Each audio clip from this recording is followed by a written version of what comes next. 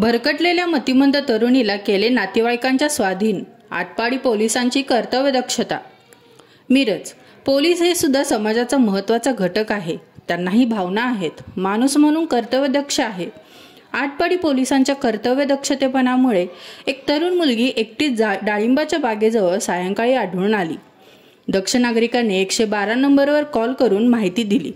तातडीने पोलीस वाहन घेऊन पोलीस नाईक अर्जुन बोडखे व महिला पोलीस कॉन्स्टेबल मोहिते घटनास्थळी दाखल झाले। सदर तरुणी नाव, पत्ता, नातेवाईकांची माहिती मानसिक स्थितीमुळे देऊ शकत नव्हती।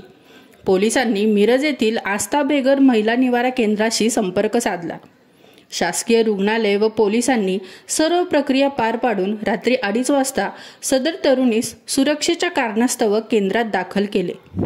तरुणीची अवस्था लक्षात घेऊन केंद्रातील काळजीवाहक मुलींनी दक्षता घेऊन जेवण दिले। ती स्वतःहून खाऊ शकत नसल्यामुळे त्यांनी हाताने खाऊ घातले। तिची पूर्ण काळजी घेतली। सायंकाळी 7:30 ते मध्यरात्री 2:30 वाजेपर्यंत आटपाडी पोलीस व निवारा केंद्रातील संस्थाप्रमुख सुरेखा शेख यांनी वेळोवेळी समन्वय साधून सुरक्षेच्या कारणाने महिला केंद्रात दाखल केले। केंद्र व पोलिसांच्या पाठपुरावामुळे सदर तरुणीच्या नातेवाईकांचा शोध लागला व नातेवाईकांच्या ताब्यात दिल्यानंतर नातेवाईकांच्या चेहऱ्यावर वेगळाच आनंद दिसून आला।